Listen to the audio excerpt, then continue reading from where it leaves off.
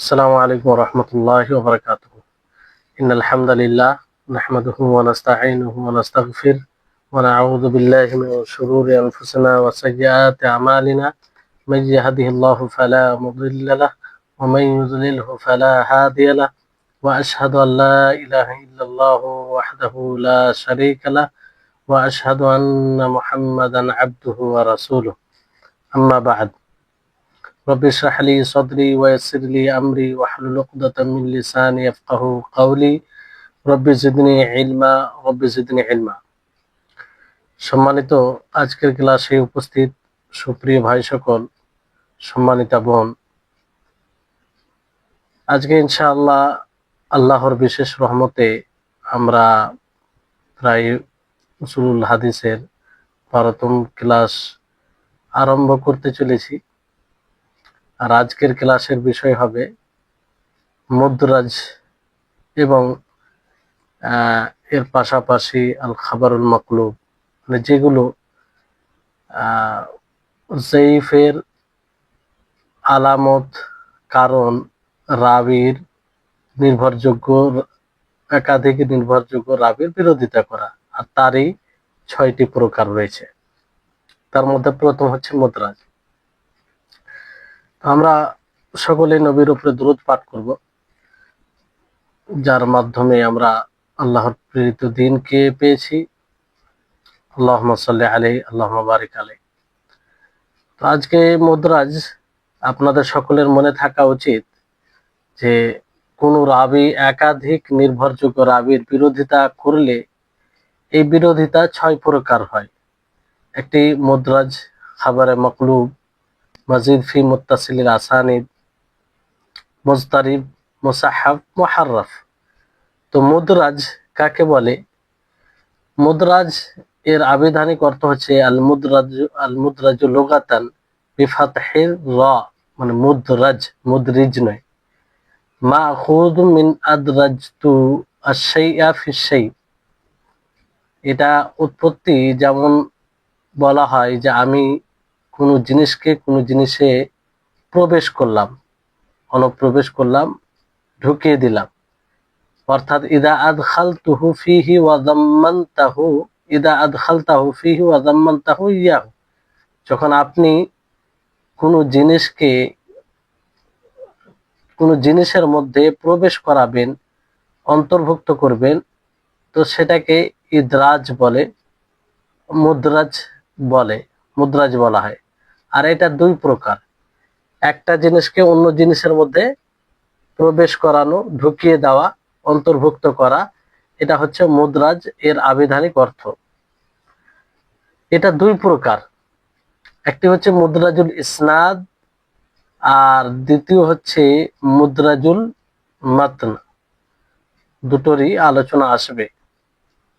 মুদ্রাজুল ইসনাদ বলা হয় যেখানে ইসনাদ মুদ্রাজ হয়, আর এটার সঙ্গে হচ্ছে যে ইসনাদের ধারাবাহিকতা পরিবর্তন করা হয়, ধারাবাহিকতা পরিবর্তন করা হয়। ওয়া হুয়া মা গুয়িরা সিয়াকু ইসনাদিহি, যে ইসনাদের ধারাবাহিকতা পরিবর্তন করা হয় তাকে মুদ্রাজুল ইসনাদ বলে। মুদ্রাজুল ইসনাদ, যে সনাদের ধারাবাহিকতা পরিবর্তন হয়ে যায়। আর তার ধরনগুলি এইভাবে, এক এক করে আমরা বুঝবো যে মিন সোয়ারিহি, তার ধরনগুলির মধ্যে একটা ধরন হচ্ছে এইভাবে যে আইয়াকুনা ইনদা রাবি হাদিসানি বিইসনাদাইনি মুখতালিফাইনি ফায়ারউইহিমা বিআহাদিহিমা, যে রাবির নিকটে বর্ণনাকারীর কাছে 2টি হাদিস আলাদা আলাদা ইসনাদ থেকে থাকবে, ভিন্ন ভিন্ন ইসনাদ থেকে 2টি হাদিস থাকবে। তো সে কি করবে? ফায়ারউইহিমা বিআহাদিহিমা, তো সেই 2টি হাদিসকে একই সানাদে বর্ণনা করবে। আও ইয়ারউই আহাদুহুমা বিসানাদিহিল খাস বিহি ওয়া ইয়াজিদু ফিহি মিনাল হাদিসিল আখার শাইয়ান, অথবা 2টি সানাদের মধ্যে কোন এক তার বিশেষ সানাদে বর্ণনা করবে, আর ওই সানাদেই অন্য হাদিসের শব্দকে অনুপ্রবেশ করে দিবে, মানে ঢুকিয়ে দিবে তার মধ্যে। এটা একটা ধরন, প্রত্যেকটার উদাহরণ আসবে ইনশাআল্লাহ। তাহলে এটা কি ধরন বললাম, যে রাবের নিকটে দুটি হাদিস থাকবে ভিন্ন ভিন্ন সানাদ থেকে। তো হয় ভিন্ন ভিন্ন সানাদ থেকে দুটি হাদিস, তো একই সানাদে দুটো হাদিসকে বর্ণনা করে দিবে।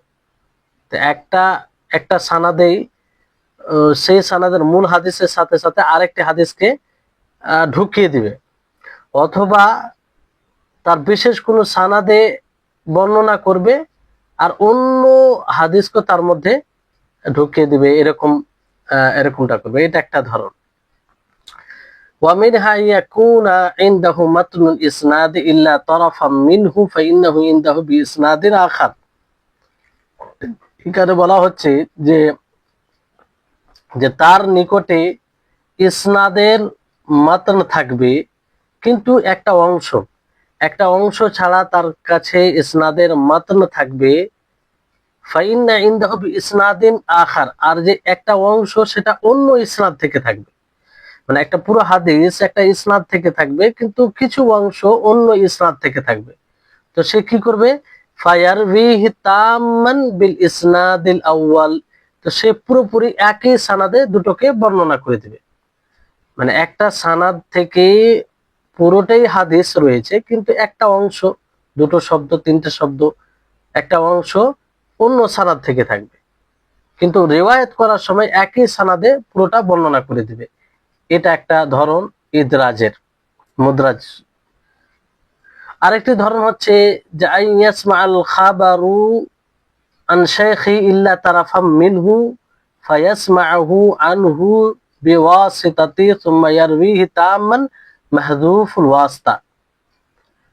এখানে বলা হচ্ছে যে খবর হাদিস শুনবে শিক্ষক থেকে একটা পুরো হাদিস শুনবে, কিন্তু কিছু অংশ তার মধ্যে, একটা অংশ, কিছু শব্দ, কিছু বাক্য সে অন্য কারো মাধ্যম দ্বারা শিক্ষক থেকে শুনবে, অন্য কারো মাধ্যম দ্বারা, সরাসরি নয়। একটা হাদিস পুরোপুরি শিক্ষক থেকে শুনেছে, কিন্তু তার মধ্যে কিছুটা অংশ ওই শিক্ষক থেকে পুরো সেটা শুনেনি, অন্য কোনো মাধ্যম দ্বারা শুনেছে। কিন্তু সে রিওয়ায়াত যখন করবে, সেই ওয়াস্তা যার মাধ্যমে সে শুনেছে সেটাকে মাহজুব করে দিবে, বিলুপ্ত করে সে রিওয়ায়াত করবে। তো এটা এক প্রকার ইদরাজ, মুদরাজের একটি ধরন। তারপর আরেকটি ধরন হচ্ছে ওয়ামিনহা আইয়াসমাআল খাবারু আন জামাআতিন মুখতালিফিন ফি ইসনাদিহি ফায়ারবিহি আনহু বিইত্তিফাকিন মিন গায়রি আইয়ুবাইয়িনা ইখতিলাফু। যে খাবার একটি ভিন্ন জামাত থেকে শুনবে ইসনাদে, ওই একই ইসনাদে, ফির সেটাকে রিওয়ায়াত করবে মানে সকলের কাছ থেকে। ইত্তেফাক মানে তাদের মধ্যে যে ইখতিলাফ রয়েছে সেটার বিবরণ দিবে না, যে দ্বিমত আছে এইরকম স্পষ্ট করবে না, একইভাবে রিওয়ায়াত করে দিবে। তো এটা একটা এর ইদরাজের একটা ধরন। এটা একটা ইদরাজের ধরন, যে রাবি একদল মুহাদ্দিসের কাছ থেকে হাদিসটি শুনেছেন, যারা হাদিসটির সনদের ব্যাপারে মতৈক্য করেছেন, মানে দ্বিমত আছে, সে হাদিসের সনদের ব্যাপারে দ্বিমত আছে, কিন্তু রাবি হাদিসটি তাদের মতনৈক্যের কথা উল্লেখ না করে বরং তাদের ঐক্যমত সহকারে তাদের কাছ থেকে বর্ণনা করে দিবেন। মানে তাদের তারা যে এই হাদিসটির ব্যাপারে মতনৈক্য করেছেন, ভিন্ন ভিন্ন কথা বলেছেন, এটার উল্লেখ না করেই মনে হবে যে সবাই এতে কোনো মতনৈক্য নেই, এরকম ভাবে রিওয়ায়াত করবে। তো এটাও তাহলে চারটি ধরন বলা হলো। আপনাদের কয়টি ধরন বলা হলো? চারটি ধরন বলা হলো। যে একটি ধরন হচ্ছে আপনার রাবির নিকটে ভিন্ন ভিন্ন দুইটি সনদে বর্ণিত দুইটি হাদিস থাকবে, অতঃপর দুইটি হাদিসকে একটি সনদ দিয়ে বর্ণনা করে দিবে, অথবা একটি হাদিসকে তার নিজস্ব সনদে বর্ণনা করবে, কিন্তু অন্য হাদিসটির সনদ থেকে তার মধ্যে কিছুই বৃদ্ধি করে দিবে। এটা একটা ধরন। দ্বিতীয় একটি ধরন হচ্ছে রাবির নিকটে নির্দিষ্ট সনদে একটি মতন বা হাদিস রয়েছে, রাবির নিকটে নির্দিষ্ট সনদে একটি মতন বা হাদিস রয়েছে, কিন্তু উক্ত হাদিসেরই কিছু অংশ তার নিকটে আছে ভিন্ন একটি সনদে। ভিন্ন একটি সনদে কিছু অংশ, অতঃপর পুরো হাদিসটিকে প্রথম সনদ দিয়ে বর্ণনা করে দিল। মানে একটা হাদিস পুরোপুরি একটি সনদ থেকে আছে, কিছুটা অংশ অন্য সনদ থেকে আছে, কিন্তু রিওয়ায়াত করতে গিয়ে একই সনদে পুরোটা বর্ণনা করে দিল। তৃতীয় ধরন হচ্ছে যে রাবী একটি হাদিসের কিছু অংশ ব্যতীত বাকিটুকু তার শিক্ষকের কাছ থেকে শুনেছে, মানে হালকা কিছু অংশ ছাড়া পুরোপুরি শিক্ষকের কাছ থেকে শুনেছে। বাকি যেটি অংশ, কিছু অংশ, এই অংশটুকু কারো মাধ্যম দ্বারা শুনেছে, যে শিক্ষক বলেছেন, কিন্তু সে রিওয়ায়াত করতে গিয়ে সেই মাধ্যমকে বিলুপ্ত করে বর্ণনা করবে। যারা দেখবে তারা মনে করবে যে সরাসরি সে শিক্ষকের কাছ থেকে এটাও শুনেছে, অথচ ওই অংশটা সরাসরি শিক্ষকের কাছ থেকে শুনেনি, বাকিটা শুনেছেন কিন্তু ওই অংশটা শুনেনি, অন্য কারো মাধ্যম দ্বারা শুনেছে, সেই মাধ্যমটাকে বিলুপ্ত করে দিবে। এটা একটা ইদরাজের ধরন। আর চতুর্থ ইদরাজের ধরন, মুদ্রাজের ধরন যেটা বলা হলো, যে একদল মুহাদ্দিসের কাছ থেকে হাদিসটি শুনবে আর হাদিসটি সনদের ব্যাপারে মতনৈক্য থাকবে, কিন্তু রাবী বর্ণনা করতে গিয়ে সে মতানৈক্যের কথা উল্লেখ করবে না, এমন ভাবে রিওয়ায়াত করবে যে মনে হবে এতে মতানৈক্য নেই। তাহলে এই হচ্ছে ইদরাজের ধরনগুলি। দ্বিতীয় মুদ্রাজ হচ্ছে আসানি মুদ্রাজুল মাতন। মাতনেও মুদ্রাজ হয়, মাতনও মুদ্রাজ হয়।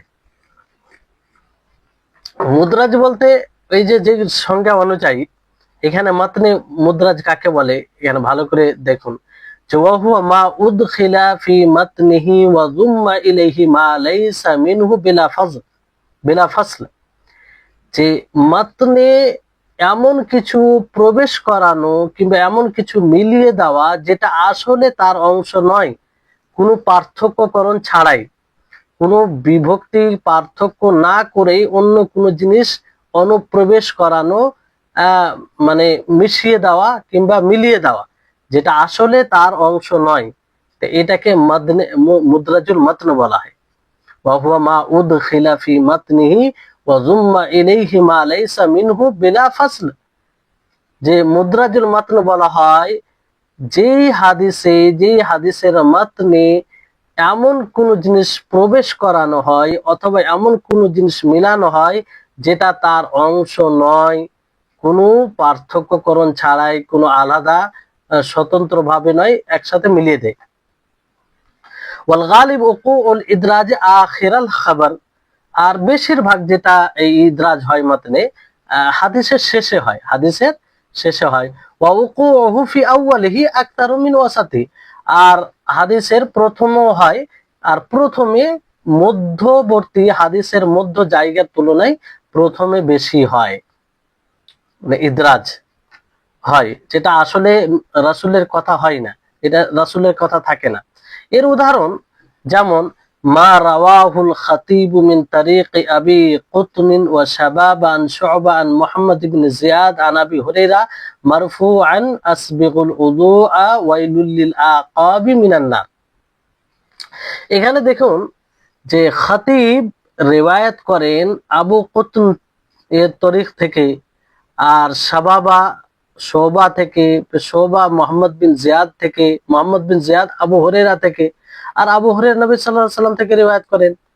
তো তিনি বলেন আসবিগুল উযুআ ওয়াইলুল লিল আকাবি মিনান নার। তো এখানে যে আসবিগুল উযুআ, এটা মুদ্রাজ মিন কালামে আবি হুরায়রা, এটা আবু হুরায়রা রাদিয়াল্লাহু তাআলা আনহুর কথা, আসলে নবীর কথা নয়। আবু হুরায়রা রাদিয়াল্লাহু তাআলা আনহু তিনি ইদরাজ করেছেন, এটা বাড়িয়েছেন। ফাইনাল বুখারী রাওয়াল হাদিসা মিন তারিক আদম ইবনে আবি ইয়াস আন শু'বা আন মুহাম্মদ ইবনে জিয়াদ আন আবি হুরায়রা قال, কারণ ইমাম বুখারী রাহিমাহুল্লাহ এই হাদিসটিকে আদম বিন আবি ইয়াস থেকে বর্ণনা করেছেন। আদম বিন আবি ইয়াস শু'বা থেকে, শু'বা মুহাম্মদ ইবনে জিয়াদ থেকে, আর মুহাম্মদ ইবনে জিয়াদ আবু হুরায়রা থেকে রিওয়ায়াত করেন। তিনি বলেন যে আসবিগুল উযুআ, পরিপূর্ণভাবে উযু করো, ফাইন্না আবাল কাসিম সাল্লাল্লাহু আলাইহি ওয়াসাল্লাম قال ওয়াইলুল লিল আকাবি মিনান নার। আসলে রাসূল সাল্লাল্লাহু আলাইহি ওয়াসাল্লাম শুধু এটা বলেছেন যে ওয়াইলুল লিল আকাবি মিনান নার, মানে এড়ির জন্য, যারা উযু করতে গিয়ে পায়ের এড়ি যেটা রয়েছে সেটাকে ধৌত করে না ভালোভাবে, সেটা জাহান্নামের অংশ, কিন্তু জাহান্নামে যাবে। তো এই শব্দটি আল্লাহ নবীর। আসবিগুল উজুয়া, তোমরা পুরোপুরি উজু করো, এটা কিন্তু নবী সাল্লাল্লাহু আলাইহি সাল্লামের কথা নয়, বরং আবু হুরায়রা বৃদ্ধি করেছেন। তো এখানে দেখেন মাতনে হাদিসের কথায় বৃদ্ধি করা হয়েছে। তো এই ব্যাপারে পাওলাল খাতিব বাদা যিকরিহিল হাদিস, হাদিস বর্ণনার পরে খাতিব বলেন ওয়াহুম আবু কতন ওয়া শাবাব বিন সিওয়ার ফি রিওয়ায়াতিহিমা হাদাল হাদিস আন শুআবা আলা মা সুকনাহু। তো এই যে আবু কতন শাবাব বিন সিওয়ার, তারা এই দুটি রিওয়ায়াতে, এই হাদিসের দুটি রিওয়ায়াতে শুআবা থেকে আর যেটা বর্ণনা করা হয়েছে পূর্বে। তারপরে ওয়ামিনহা হাদিসু ইবনু মাসউদ قال قال رسول الله صلى الله عليه وسلم الطيرة شرك ওয়ামা মিন্না ওয়ালাকিন্নাল্লাহ ইউযহিবুহু বিত্তাওয়াক্কুল। রাসূল সাল্লাল্লাহু আলাইহি সাল্লাম বলেন যে অশুভ লক্ষণ নেওয়া এটা শিরক, আর আমাদের মধ্যে কেউ এরকম নয় যে এটা হয় না। অশুভ লক্ষণ অনেক সময় ধারণাতে চলে আসে, কিন্তু এটা দূর কিভাবে হবে? ওয়ালাকিন্নাল্লাহ ইউযহিবুহু বিত্তাওয়াক্কুল, আল্লাহর উপরে যদি ভরসা করে তাহলে এটা দূর হয়ে যাবে। তো এই হাদিসটি হাসান। তো এই ব্যাপারে বলা হয় যে সামিয়তু মুহাম্মদ ইবনে ইসমাঈল ইয়াকুল, আমি মুহাম্মদ ইবনে ইসমাঈল থেকে শুনেছি, তিনি বলেন যে কানা সুলাইমান ইবনে হারব ইয়াকুল ওয়া মা মিন্না ইনদি মিন কওলি আব্দুল্লাহ ইবনে মাসউদ। তিনি বলেন যে সুলাইমান ইবনে হারব, তিনি তাকে বলতে শুনেছি মুহাম্মদ ইবনে ইসমাঈল, যে ওয়া মা মিন্না ইনদি মিন কওলি, আসলে ওয়া মা মিন্না এই শব্দটি কার? আব্দুল্লাহ ইবনে মাসউদের। এটা নবী সাল্লাল্লাহু আলাইহি সাল্লামের বাক্য নয়, নবী সাল্লাল্লাহু আলাইহি সাল্লামের বাক্য নয়। তাহলে এই হচ্ছে মুদরাজ, মুদরাজুল ইসনাদ, মুদরাজুল মাতন আপনারা পড়লেন, আশা করি বুঝতে পেরেছেন। তো মুদরাজের আম ভাবে সংজ্ঞা এইভাবে দিতে পারেন যে মা গুয়িরা সিয়াক ইসনাদিহি আও উদখিলা ফি মাতনিহি মা লাইসা মিনহু বিলা ফাসলিন, যে যার সনদের ধারাবাহিকতা পরিবর্তন করে দেওয়া হয় এবং এমন কিছু তার ভিতরে ঢুকিয়ে দেওয়া হয় যা আদৌ তার অন্তর্ভুক্ত নয়। তাহলে এখানে এই সংজ্ঞায় সানাদ, মুদরাজুল মাতন ও মুদরাজুল ইসনাদ দুটোই চলে আসে। যে মা গুয়িরা সিয়াক ও ইসনাদিহি, যা যে সানাদের ধারাবাহিকতা পরিবর্তন করে দেওয়া হয়, আও উদখিলা ফি মাতনিহি, অথবা সেই সনদের মাতনে প্রবেশ করানো হয় এমন জিনিস মা লাইসা মিনহু, যেটা তার অংশ নয়, বেলা ফাসলিন, মানে বেলা ফাসলিন বলতে কোনো পার্থক্য করা ছাড়াই। তো এবার এটা দুই প্রকার বলা হলো, মুদরাজুল ইসনাদ, মুদরাজুল মাতন। মুদরাজুল ইসনাদের, মুদরাজুল মাতনের আপনারা উদাহরণ দেখলেন। এবার মুদরাজুল ইসনাদের উদাহরণ কি, যাতে বুঝতে আপনাদের জন্য সহজ হয়। মুদরাজুল ইসনাদ যেমন এখানে উদাহরণ রয়েছে হাদ্দাসানা ইসমাঈল ইবনে মুহাম্মদ আত-তালহি হাদ্দাসানা সাবিত ইবনে মুসা আবু ইয়াজিদ আন শারিক আনিল আমাশ আন আবি সুফিয়ান আন জাবির ক্বালা রাসূলুল্লাহ সাল্লাল্লাহু আলাইহি ওয়াসাল্লাম মান কাসুরাত সালাতুহু বিল-লাইলি হাসুনা ওয়াজহুহু বিন-নাহার, যে যার সালাত রাত্রে অধিক হবে তার চেহারা দিনে উজ্জ্বল হবে।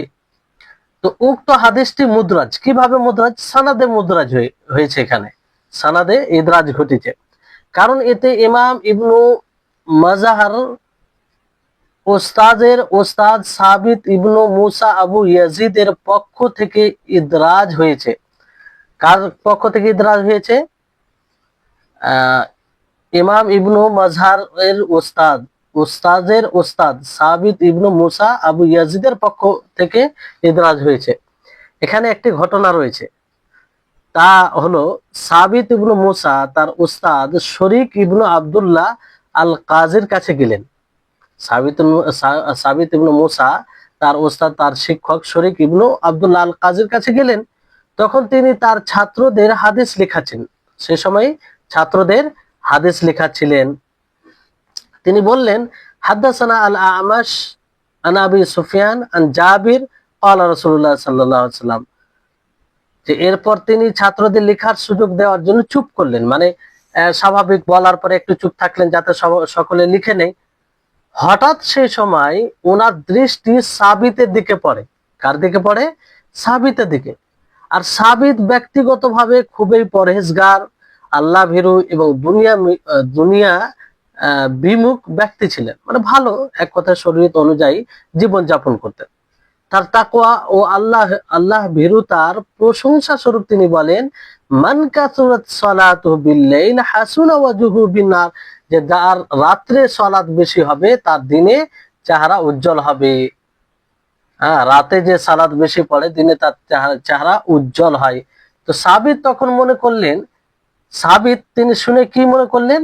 মনে করলেন যে এই অংশটুকু মনে হয় আগে যে সনদ বর্ণনা করা হলো সেই সনদেরই মাতান।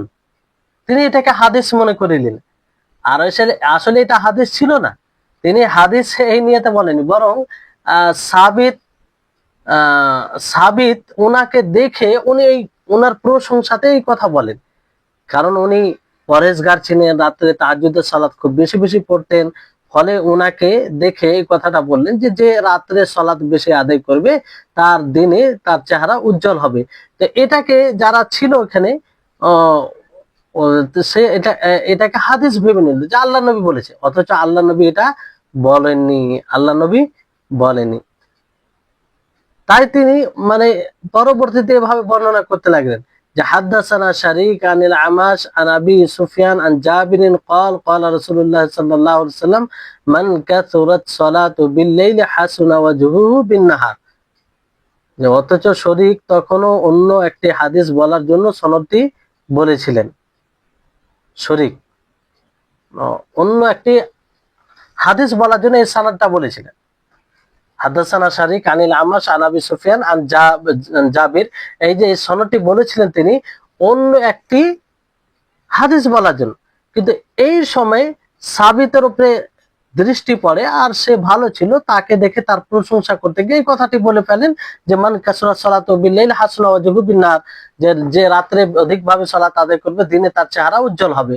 তো এটাকে অন্যরা শুনে কি মনে করলো যে এটা হাদিসের অংশ, ফলে হাদিস হিসেবে এটাকে ওই সানাদে বর্ণনা করে দিল, অথচ এটা হাদিস নয়। তো এই হচ্ছে মাতনে আপনার সানাদে আপনার ইদরাজ, সানাদে ইদরাজ। আসল এই বাক্যের এই হাদিসের সানাদি নয়, এই হাদিসের এটা সানাদি নয়, উনি অন্য কোনো হাদিস বলার জন্য এই সানাদটি বলেছিলেন, অন্য কোনো হাদিস বলার জন্য এই সানাদটি বলেছিলেন। তা আশা করি আপনারা বুঝতে পেরেছেন।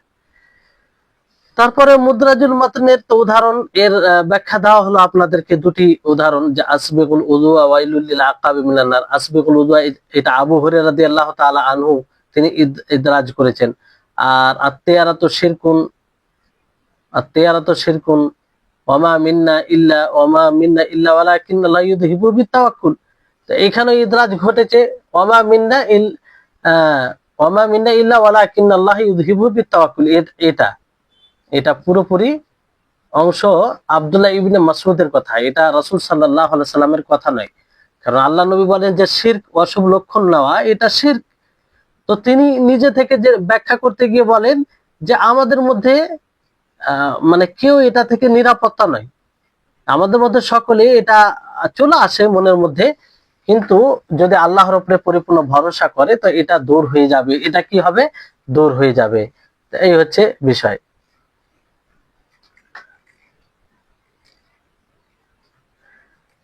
এবার যেটা বিষয় শুরু হচ্ছে যে দাওয়াইল ইদরাজি ওয়া হুকমুহু মা ইউরাফু বিহি, যে ইদরাজের কারণ, ইদরাজ করার কারণ, ইদরাজ কেন করেন, একটি অন্য কথাকে হাদিসের মধ্যে অনুপ্রবেশ কেন করে, তার অন্তর্ভুক্ত কেন করে, আর যারা এটা করে তাদের হুকুম কি, ওয়া হুকমুহু তাদের হুকুম কি, ওয়া মা ইউরাফু বিহি আর এটা কিভাবে জানা যাবে যে এটা ইদরাজ হয়েছে কিংবা এটা মুদরাজ, এটা মাতন মুদরাজ কিংবা এটা সানাদে মুদরাজ ইদরাজ ঘটেছে, এটা কিভাবে জানা যাবে?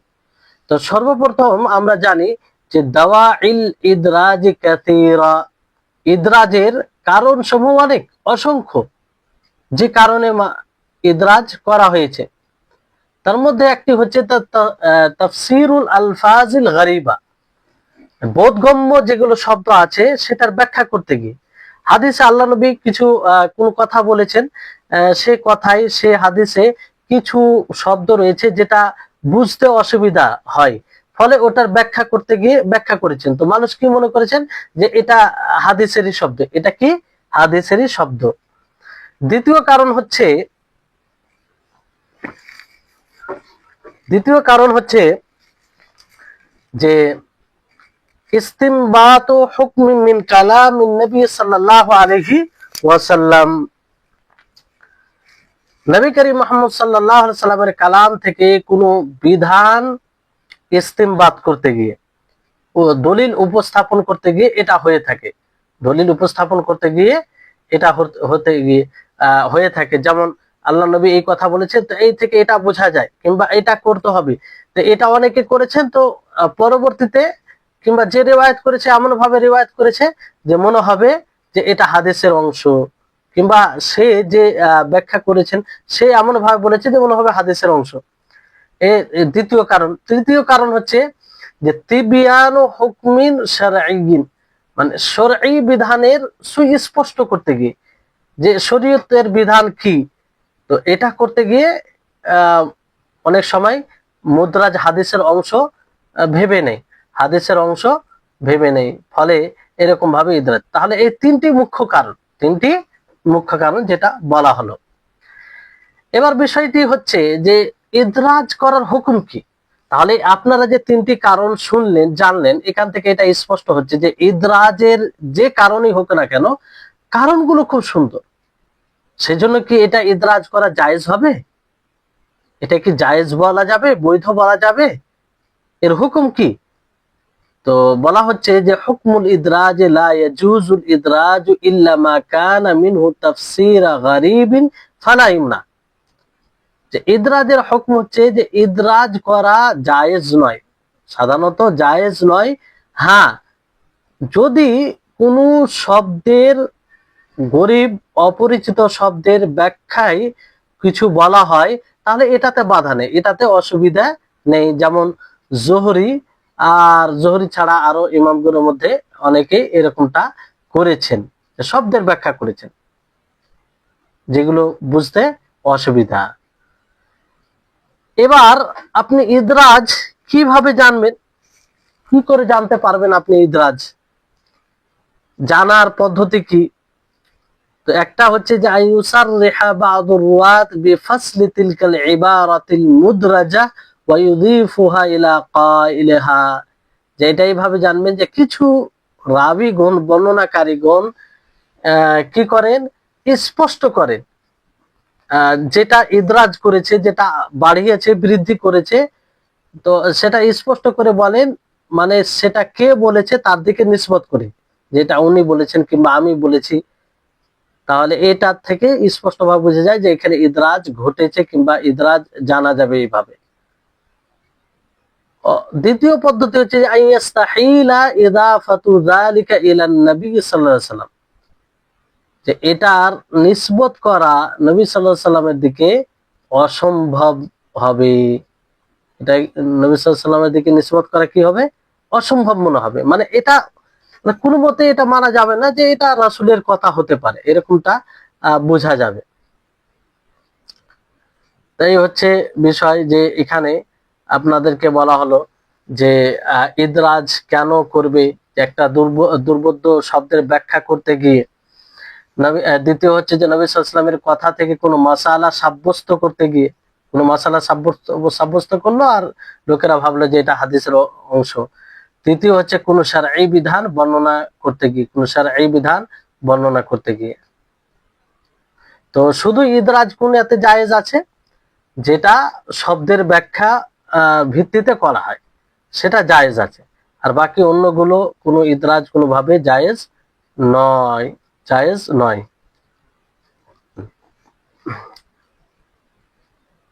ইদরাজ কি পদ্ধতিতে জানা হয় সেটাও আপনারা জানতে পারলেন, যে কোনো রাবী উক্ত প্রবিষ্ট অংশটুকুকে স্পষ্টভাবে পৃথক আকারে বর্ণনা করে দিবেন এবং সেই অংশটুকু কথকের দিকে তা সম্বন্ধ করে দিবেন, মানে স্পষ্টভাবে এটা বলে দিবেন যে অমুক বলেছেন, এটা হাদিসের অংশ নয়, এটা থেকে স্পষ্ট হবে।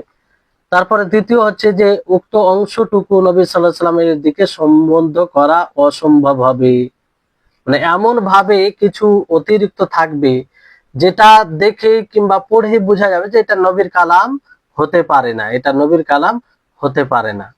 এইভাবে জানা যায়।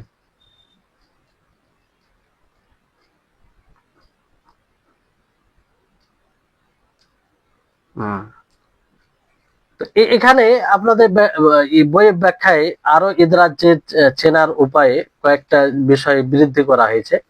যে একটা হচ্ছে অন্য ইদরাজ কিভাবে চিনবেন, অন্য বর্ণনায় উক্ত অংশটুকু পৃথক পৃথক ভাবে আসবে, অন্য বর্ণনায় যে অংশটুকু ইদরাজ হিসাবে রয়েছে সেটা আলাদা ভাবে আসবে, তাহলে বোঝা যাবে যে এটাতে ইদরাজ ঘটেছে।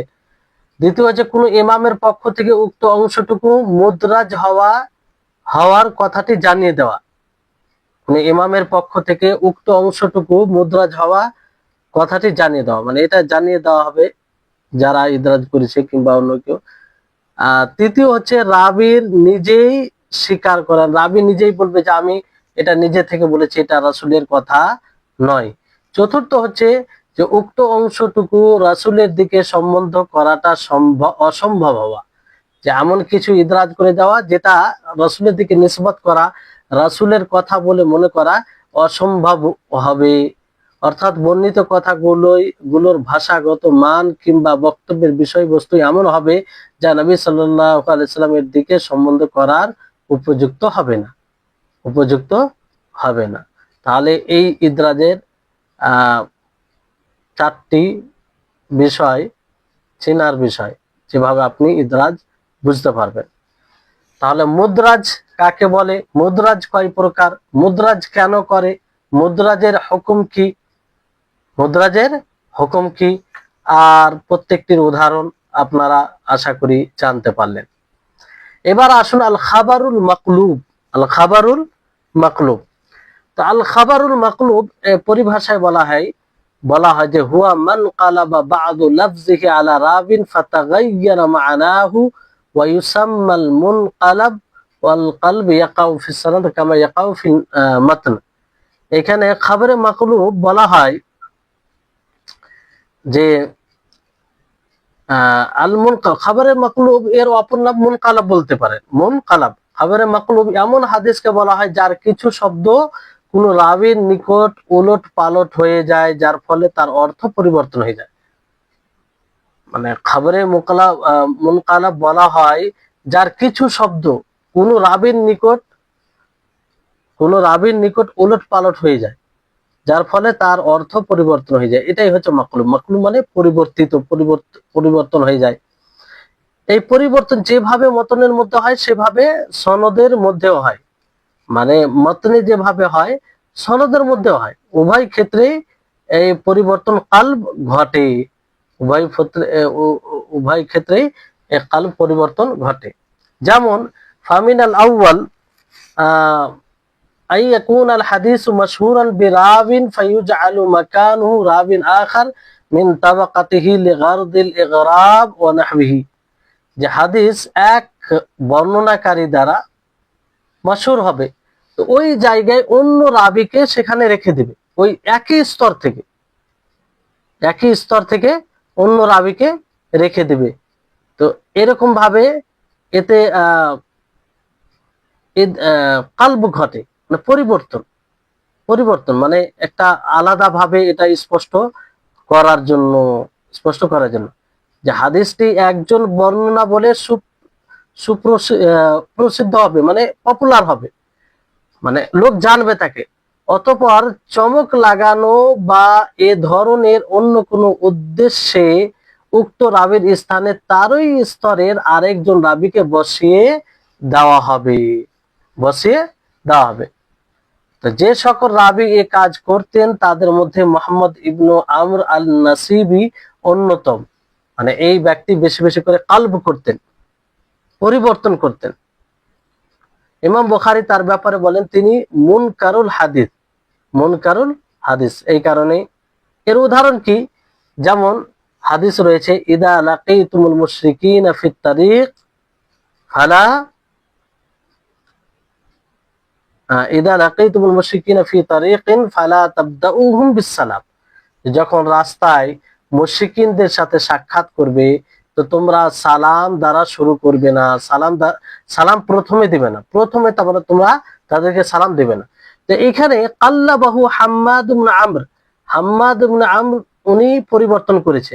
তিনি কি বলেন যে ফারাওয়াহু আনিল আমাশ আন আবি সালেহ আন আবি হুরায়রা মারফুআন ওয়া ইন্নামা হুয়া আন সুহাইল ইবনে আবি সালেহ, সুহাইল ইবনে আবি সালেহ আন আবি হুরায়রা, যেমন মুসলিমে রয়েছে। এখানে দেখুন যে প্রথমে যে রিওয়ায়াতটি রয়েছে যে হাম্মাদ কিভাবে পরিবর্তন করে, হাম্মাদ রিওয়ায়াত করেন আমাশ থেকে, আমাশ আবু সালেহ থেকে, আবু সালেহ আবু হুরায়রা থেকে মারফু ভাবে।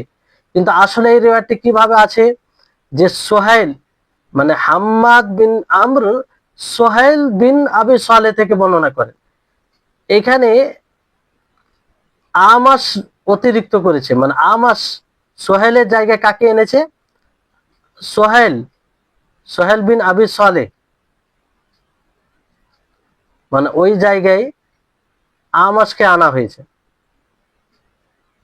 এক মিনিট, এখানে বিষয়টি স্পষ্ট হবে।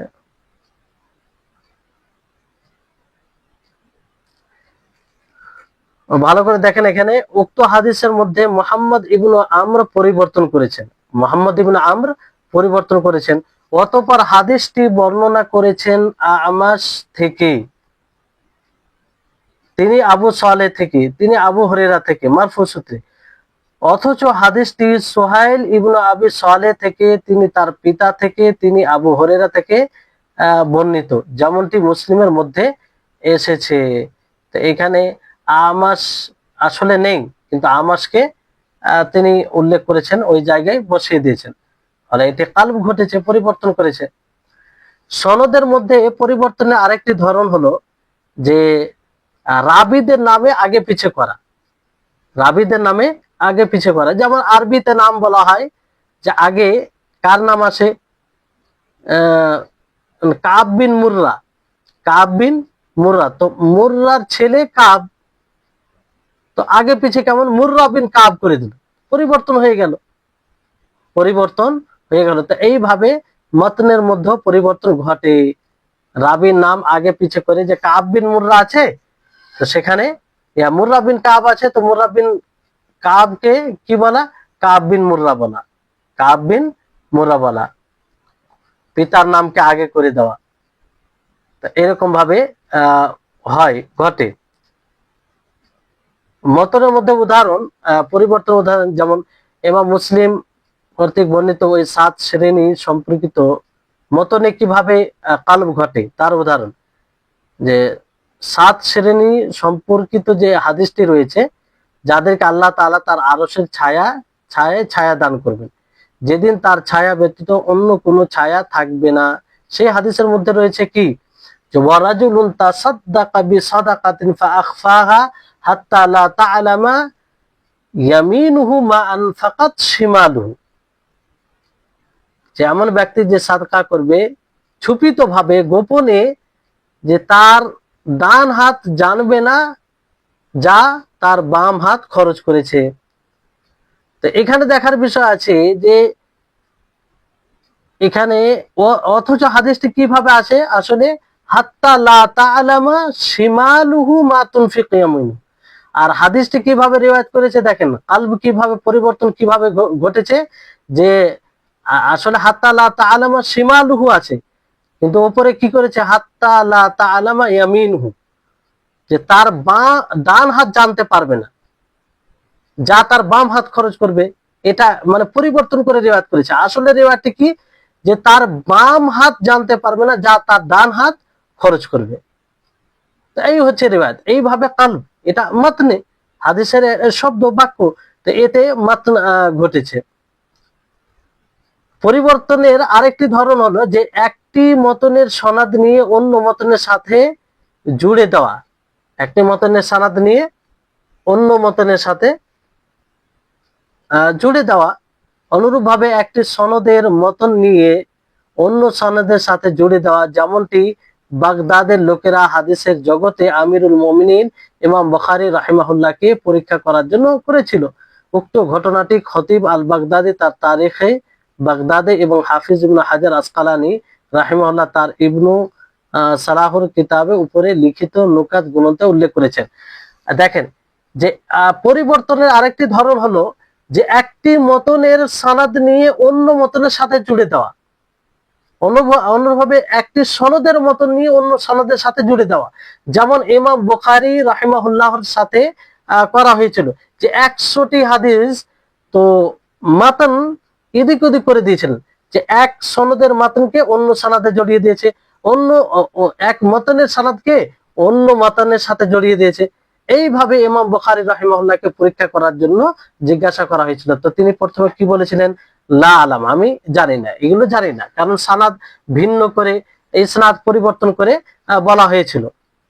তো ইমাম বুখারী শেষে কি বলেছিলেন যে আপনি যে এইভাবে এই হাদিসটি রিওয়ায়াত করেছেন, এই মাতনের অমুক সনদ আর অমুক সনদের এই মাতনটি পুরো 100টি তিনি সঠিকভাবে তার ব্যাখ্যা দেন।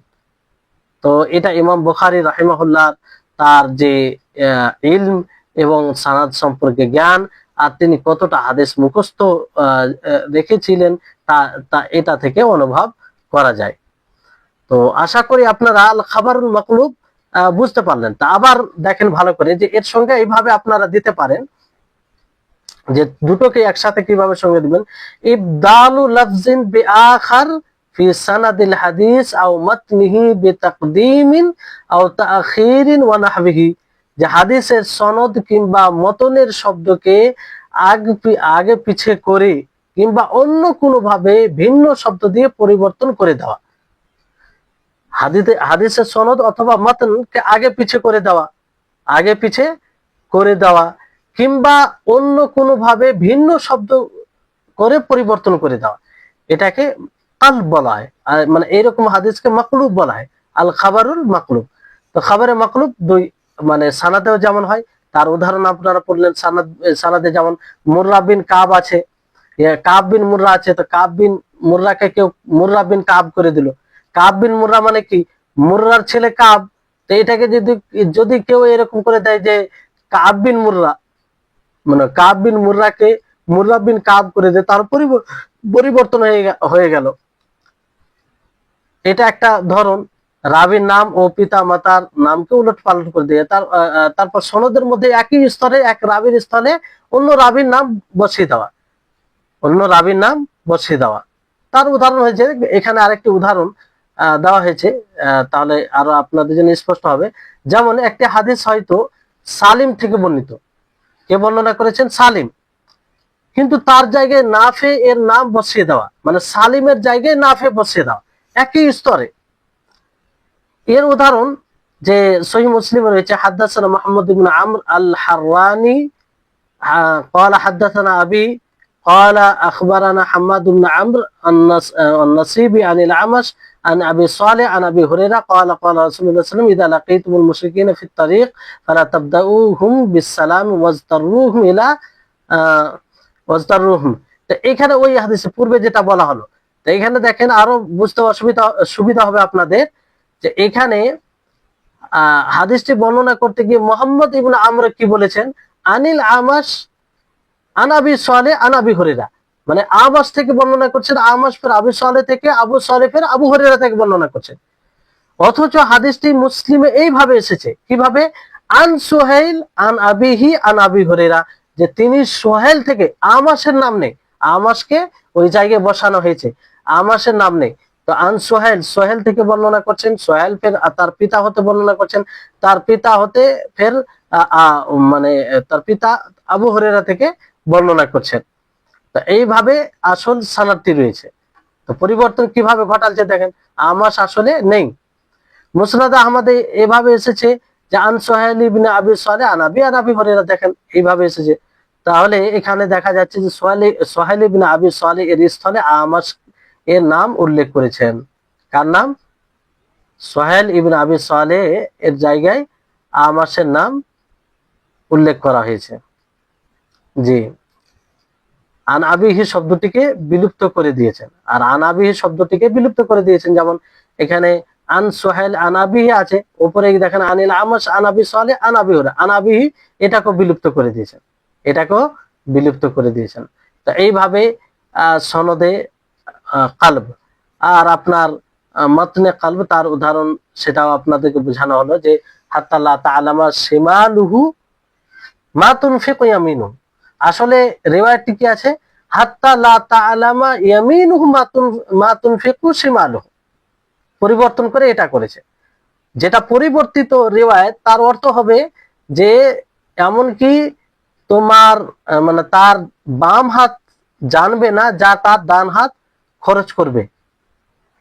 মতনের মানে এটা আসল রিওয়ায়াত, যে মানে তার ডান হাত যেটা খরচ করবে বাম হাত জানবে না, কিন্তু এটাকে পরিবর্তন করে কি করেছে, ভুলে সেটাকে এইভাবে কালব করেছে যে তার ডান হাত জানবে না যা তার বাম হাত খরচ করবে। তাহলে এটা পরিবর্তিত, এটা হচ্ছে মাকলুব, আল খাবারুল মাকলুব। আর আরেকটি যেটা ধরন মতনের মধ্যে, যে এক সনদের মাতনকে অন্য সনদে জড়িয়ে দেওয়া, কিংবা এক মাতনের সনদকে অন্য মাতনের সাথে জড়িয়ে দেওয়া, এইভাবে যেমনটা ইমাম বুখারীর সাথে ঘটেছে।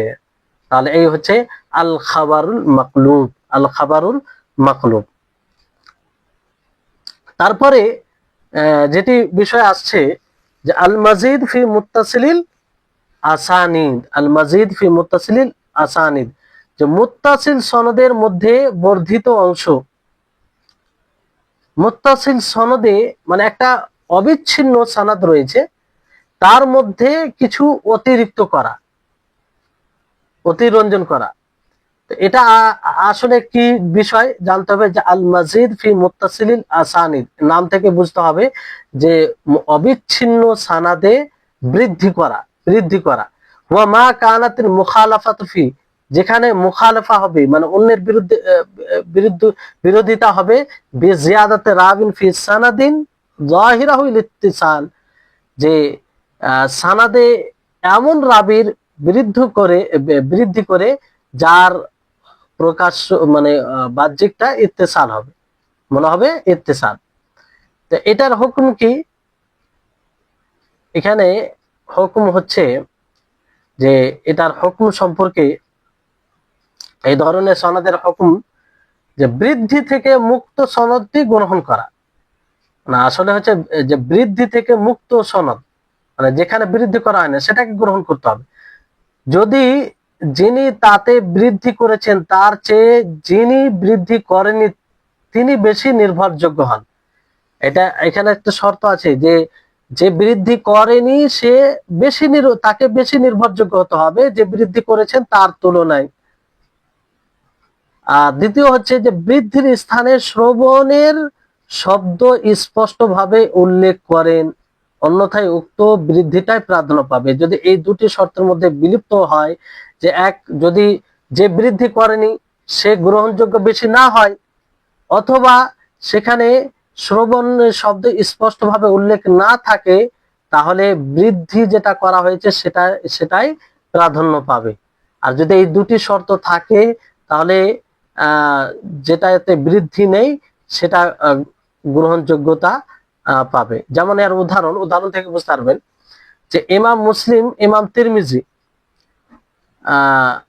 রাহিমাহুল্লাহ যা বর্ণনা করেছেন আব্দুল্লাহ ইবনুল মুবারকের সনদে, তিনি আব্দুর রহমান ইবনু ইয়াজিদ ইবনু জাবির থেকে, তিনি বুসর ইবনু ওবায়দুল্লাহ থেকে, তিনি আবু ইদ্রিস আল খাওলানি থেকে, তিনি ওয়াসিলা ইবনুল আসকা থেকে, তিনি আবু মারসাদ আল গানাবি থেকে, তিনি বলেন রাসূল সাল্লাল্লাহু আলাইহি সাল্লাম বলেছেন, তোমরা কবরের উপর বসো না এবং তার দিকে মুখ করে সালাত আদায় করো না। তো এখানে ইমাম আবু ঈসা তিরমিজি বলেন যে মুহাম্মদ ইবনে ইসমাইল আল বুখারী রাহিমাহুল্লাহ বলেছেন ইবনুল মুবারকের এই হাদিসটি ভুল। কেমন করে ভুল? আব্দুল্লাহ ইবনুল মুবারক তাতে ভুল করে আবু ইদ্রিস আল খাওলানিকে বৃদ্ধি করে দিয়েছে। আবু ইদ্রিস আল খাওলানিকে বৃদ্ধি করা হয়েছে, অথচ হাদিসটি হবে বুসর ইবনু ওবাইদুল্লাহ থেকে। বুসর ইবনু ওবাইদুল্লাহ থেকে, তিনি ওয়াসিলা ইবনুল আসকা থেকে। তা আসলে আবু ইদ্রিস আল খাওলানি নেই, তাকে বৃদ্ধি করা হয়েছে। তো এই হচ্ছে মানে এতে মাজিদ ফি মুত্তাসিলিল ইসনাদ।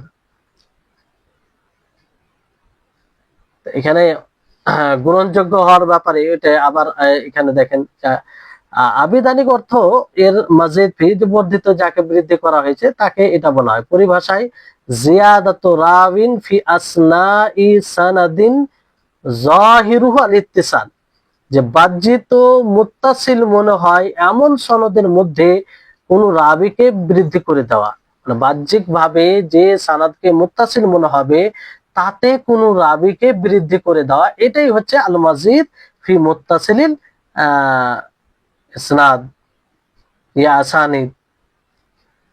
তো মুত্তাসিল সনদের মধ্যে অতিরিক্ত অংশটুকু ওয়াহাম সংশয় হিসাবে গণ্য করে অগ্রহণযোগ্য আখ্যায়িত করার জন্য দুটি শর্ত রয়েছে। মানে এই যে অতিরিক্ত যেটা করা হয়েছে এটা ওয়াহাম বলে গণ্য করা হবে কিংবা গ্রহণযোগ্য মনে করা হবে না কখন? যখন দুটি শর্ত পাওয়া যাবে। একটি শর্ত হচ্ছে যে বৃদ্ধিকারী চেয়ে যিনি বৃদ্ধি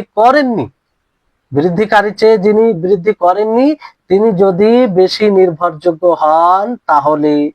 দ্বিতীয় শর্ত হচ্ছে যে বৃদ্ধির স্থানে শ্রবণ শব্দ স্পষ্টভাবে উল্লেখ থাকা। যদি এই দুটি শর্ত থাকে তাহলে যেটা বৃদ্ধি করা হয়েছে সেটা গ্রহণযোগ্য হবে না, আর যদি এই দুটি শর্তের মধ্যে, দুটি শর্ত বলতে কোন শর্ত? যে যে বৃদ্ধি করেনি তার বেশি নির্ভরযোগ্য হওয়া, যে বৃদ্ধি করেছে তার তুলনায়। দ্বিতীয় হচ্ছে যে বৃদ্ধির স্থানে শ্রবণের শব্দ স্পষ্টভাবে উল্লেখ থাকা, শ্রবণ, যে আমি শ্রবণ করেছি, শুনেছি, এরকম ভাবে। এই দুটি শর্তের মধ্যে যে কোনো একটি শর্ত বিলুপ্ত হলে কি হবে?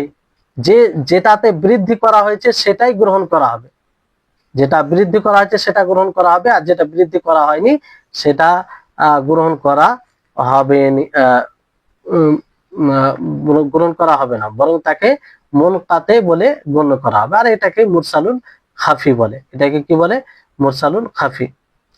আর মুরসালুল খাফি এর পূর্বের সঙ্গে যদি স্মরণ করেন তাহলে ঠিক মিলে যাবে তার সাথে।